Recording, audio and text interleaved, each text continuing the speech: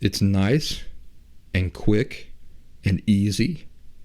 It requires no real insight. Nobody has to apply context. Nobody has to dig. And it instantly makes people who lack insight and feel helpless feel better, doesn't it?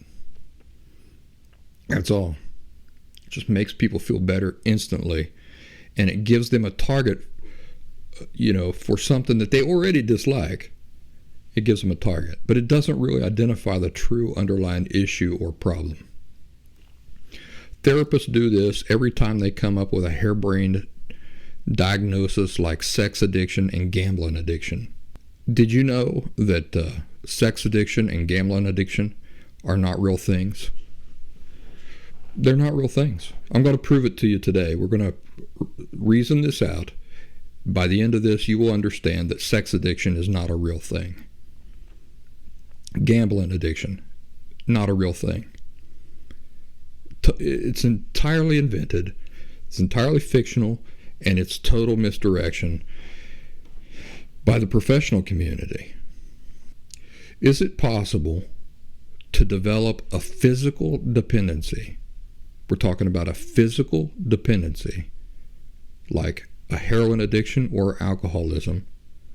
Is it possible to develop a physical dependency on sex and gambling?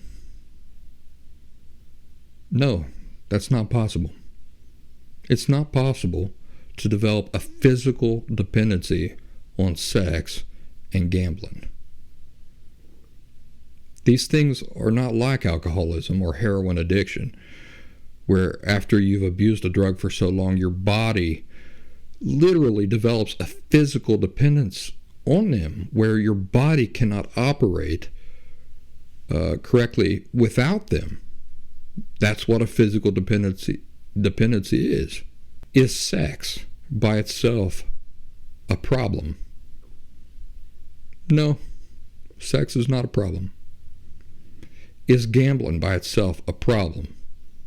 No, gambling by itself is not a problem. Is it unhealthy, unusual, or abnormal for people to like sex? No, not even a little bit. In fact, the opposite is true.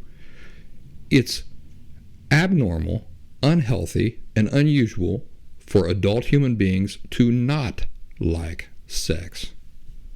So, when the professional community outright lies and invents fake addictions, like sex addiction and gambling addiction, can those problems that they're trying to give a name to, can they be fundamentally sex or gambling in nature?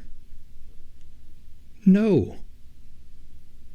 So what are we really talking about when we're talking about people who supposedly have this fictional thing called sex addiction?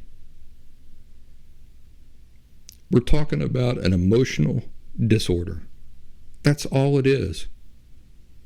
The underlying problem is emotional in nature, not sexual in nature.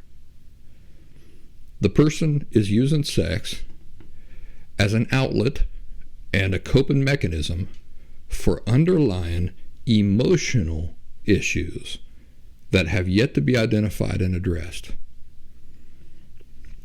And the therapist says, oh, you're having lots of sex. You must have a sex problem. It's not a sex problem. The problem is not fundamentally sexual in nature.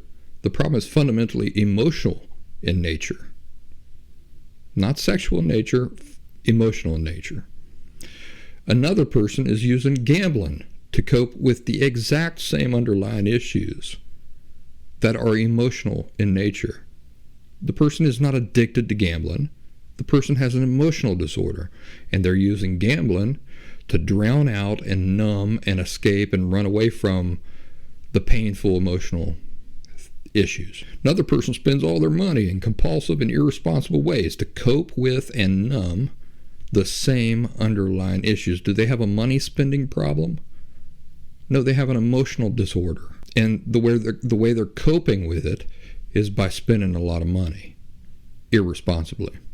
But you see what I'm saying? In none of these cases is sex, spending money, or gambling the problem. In fact, in none of these cases does sex, spending money, or gambling have any real relevance at all as far as identifying the real problem and fixing it. You know, the sex, the gambling, the spending money have no relevance whatsoever. They're merely symptoms or coping mechanisms of the problem. They aren't a problem or a cause of anything in and of themselves.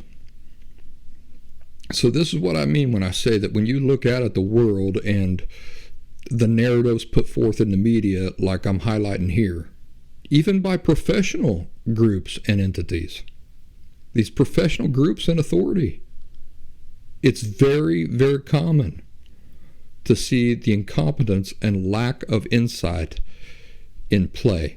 They look at the surface, they see something very obvious and easy to blame things on, and then they do that. And people swallow it, don't they? Why do they swallow it? Because the things that get the blame are easy to blame. They're easy to believe. They usually have a negative connotation around them. You know, so for example, a person who who is diagnosed with this fake diagnosis of a sex addiction, which doesn't exist, remember, but somebody who's diagnosed with that, why is the sex so easy to blame? Why is it so easy for a quote-unquote professional therapist or expert to point to the sex and say, yep, that's the problem right there, and for people to say, yes, you're right? Because usually the sex is something that the people are not liking. You know, usually the guy's having sex with people who aren't his wife and that sort of thing. And so it's very easy for the partner to go, oh yeah, yep, that's the problem right there, the sex. If he could just stop having the sex. But does just stop having the sex, does that address the problem or fix the problem? No, it doesn't. It doesn't even come close to addressing it or fixing it. So even if he were, or she were, to completely stop having sex with anybody else except for her husband or his girlfriend, the problem has not been addressed. The problem's still there. Sex isn't the problem, and sex addictions are not a real thing. Not a real thing at all. Total fiction. Total fiction. There are emotional disorders, but there are no such thing as gambling addictions and sex addictions. That's total fiction. And they know it, most of them.